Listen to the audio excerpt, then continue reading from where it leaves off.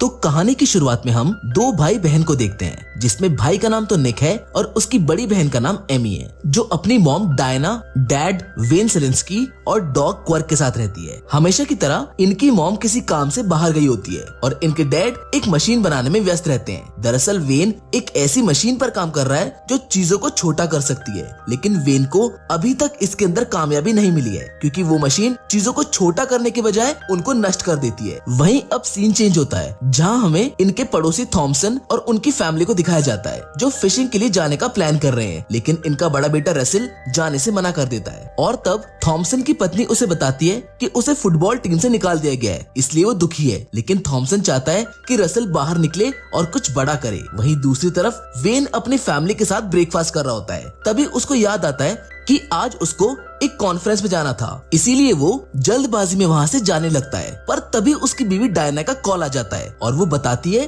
कि वो आज दोपहर तक वापस आ जाएगी। वहीं थोड़ी देर बाद हम थॉमसन के छोटे बेटे रॉन को देखते हैं, जो अपने गार्डन में बेसबॉल खेल रहा होता है। तभी वो एक ऐसा शॉट मारता है कि बॉल सीधा जाकर उस मशीन में लगती है, जिससे वो मशीन चालू हो जाती है और अपने आप से उस कमरे में रखी सारी चीजों को छोटा करने लगती है। मतलब अब वो मशीन बिल्कुल सही तरीके से काम कर रही थी। वहीं दूसरी तरफ रसेल रॉन को शॉट मारते हुए देख लेता है, इसलिए वो उसे बोलता है कि तुम्हें सेलेंस्की की फैमिली से माफी मांगनी होगी। जहां निक और रॉन बॉल लेने के लिए ऊपर जाते हैं, लेकिन जैसे ही वो गेट खोलते हैं वो मशीन उन्हें छोटा कर देती है। और जब काफी समय तक वो दोनों वापस नहीं आते हैं तो एमी और रसेल उन्हें देखने के लिए ऊपर जाते हैं, लेकिन उन्हें कमरे में कोई दिखाई नहीं देता है। और तभी उस मशीन से एक रे निकलती है जो उन दोनों को भी छोटा कर देती है। मतलब सेलेंस्की फैमिली के दोनों बच्चे और थॉमसन फैमिली के दोनों बच्चे अब श्रिंक हो चुके हैं। जिसके बाद हम सेलेंस्की को देखते हैं, जो उस कॉन्फ्रेंस में अपनी मशीन के बारे में बता रहा होता है, जहाँ पर कोई भी उसकी बात का विश्वास ही नहीं करता है और सब उस पर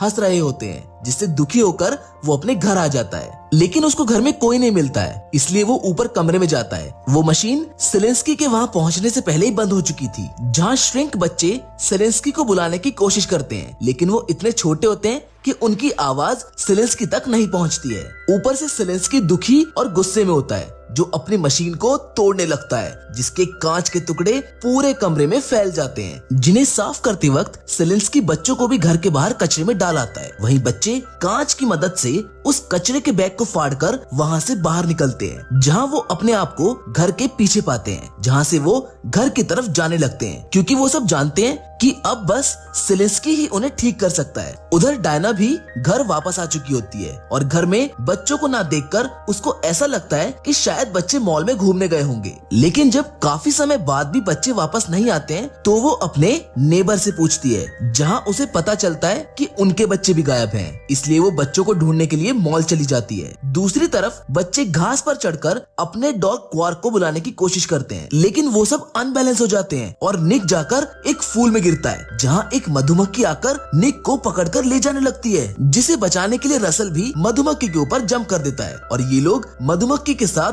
पूरे बैकयार्ड का चक्कर लगा लेते हैं, जिसके थोड़ी देर बाद मधुमक्खी अपने आप ही नीचे आ जाती है। अब सेलेंस्की ऊपर कमरे में वापस जाता है, जहां उसे अपना वही काउच मिलता है जिसे मशीन ने छोटा कर दिया था, और वो समझ जाता है कि उसकी मशीन अब काम करने लगी है और हो ना हो इसी ने बच्चों को भी छोटा बना दिया है। इसीलिए सेलेंस्की बैकयार्ड में बच्चों को ढूंढने लगता है, लेकिन उससे गलती से पानी का नल चालू हो जाता है, जिससे पूरे बैकयार्ड में पानी गिरने लगता है, जिससे बचते बचते रॉन और एमी एक जगह पहुंचते हैं जहां पर रसेल और निक भी होते हैं। लेकिन तभी एमी नीचे कीचड़ में गिर जाती है, जो डूबने लगती है, जिसे बचाने के लिए रसेल भी कीचड़ में जाता है और एक हीरो की तरह वो एमी को बचाकर ले आता है। पर एमी अभी भी बेहोश होती है, इसलिए रसेल उसको सीपीआर देता है, जिसके बाद जाके एमी को होश आता है और अब ये लोग अपने आप को साफ करके वापस घर की तरफ जाने भी लगते हैं। वहीं सेलेंस्की भी अपने आप को रस्सी से बांधकर बच्चों को ढूंढ रहा होता है, ताकि उसका पैर बच्चों के ऊपर ना पड़े। जिधर दूसरी तरफ थॉमसन के पास उसका दोस्त डोनाल्ड आता है, जिन्होंने साथ में मछली पकड़ने के लिए जाने का प्लान बनाया था, और थॉमसन के $80 भी यहाँ पर जमा थे, जो अब वापस नहीं मिलने वाले थे।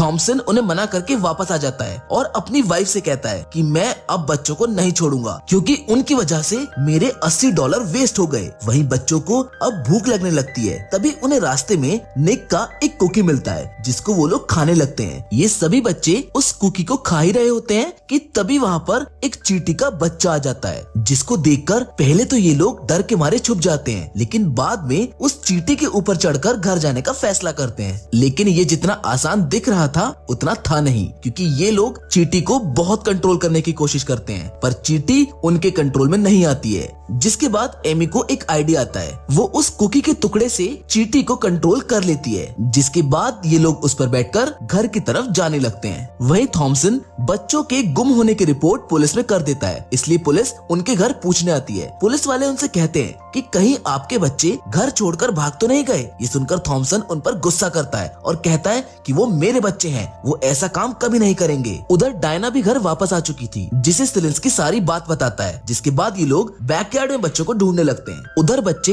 अब ये फैसला करते हैं कि वो चींटी को यहीं छोड़कर आगे बढ़ेंगे, लेकिन रॉन और चींटी की दोस्ती हो गई थी, इसलिए वो चींटी भी उनके पीछे पीछे आने लगती है। वहीं अब थॉमसन टेंशन के मारे स्मोक करने लगता है और उस सिगरेट को उसी बैकयार्ड में फेंक देता है जिधर बच्चे होते हैं, और वो सभी उस सिगरेट के टुकड़े को जलाकर रात में देखने का इंतजाम करते हैं। उधर दूसरी तरफ सेलेंस्की और डायना पूरी बात थॉमसन और उसकी वाइफ को समझाने की कोशिश करते हैं, लेकिन वो लोग इनका विश्वास नहीं करते हैं और वहाँ से चले जाते हैं। उधर बच्चों को भी अब रास्ते में निक का एक खिलौना मिलता है, जिसके अंदर वो लोग रात बिताने का फैसला करते हैं। निक और रॉन एक एक होल में सो जाते हैं, लेकिन अब बस वहाँ पर एक होल बचा था जो रसल एमी को देता है और खुद वहीं नीचे सो जाता है। एमी और रसल देर तक जागकर बातें करते हैं और यहाँ दोनों एक दूसरे के काफी क्लोज आ जाते हैं, लेकिन तभी यहाँ पर एक क्रैब इन पर अटैक कर देता है, जिससे बचने के लिए ये सब भागते हैं, लेकिन रॉन उसी होल में फंस जाता है। पर रसल और वो चींटी क्रैब का ध्यान भटका देते हैं, जितने में रॉन को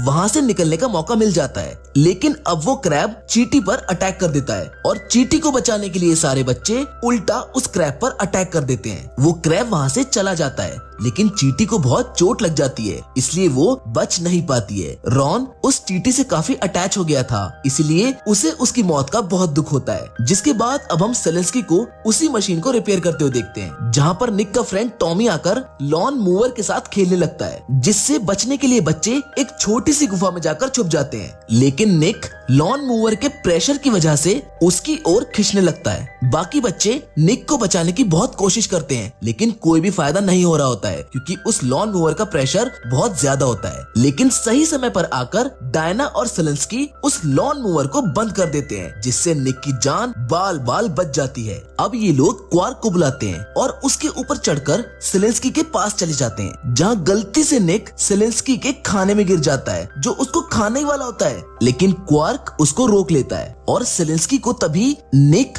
और बाकी के बच्चे दिखाई देने लगते हैं। सेलेंस्की उन्हें ऊपर लेकर जाकर वापस बड़ा करने की कोशिश करता है, लेकिन मशीन काम नहीं करती है, जिस पर निक सेलेंस्की को बताता है कि पहले मशीन रॉन के बेसबॉल लगने की वजह से काम करने लगी थी, पर सेलेंस्की मशीन को ठीक कर देता है। जिधर थॉमसन उसको बोलता है कि प्लीज इस मशीन को पहले मेरे ऊपर ट्राई करो, पर अब मशीन बिल्कुल सही हो चुकी थी। उधर रसल और एमी के बीच में भी एक नया रिश्ता बनने लगता है, इसलिए रसल एमी को डांस के लिए इन्वाइट करता है, जिसके लिए एमी हाँ कर देती है और अब सेलेंस्की भी उस मशीन से बच्चों को बड़ा कर देता है। जिसके बाद रसल अपने डैड से कहता है कि अगर आप चाहते हैं तो मैं टीम में वापस चला जाऊंगा, लेकिन थॉमसन कहता है कि मुझे टीम से नहीं बल्कि अपने बच्चों की खुशियों से प्यार है। जिसके बाद अब कुछ समय बाद का सीन दिखाया जाता है, जहाँ सेलेंस्की एक कामयाब साइंटिस्ट बन चुका है और उनके घर उसी वजह से एक पार्टी होती है। सेलेंस्की फैमिली और थॉमसन फैमिली एक बार फिर से फ्रेंड्स बन चुके हैं। उधर रसल और एमी भी एक दूसरे को डेट कर रहे हैं और इसी हैप्पी एंडिंग के साथ ये कहानी यहाँ पर खत्म हो जाती है और हम उम्मीद करते हैं कि आपको आज की कहानी पसंद आई होगी।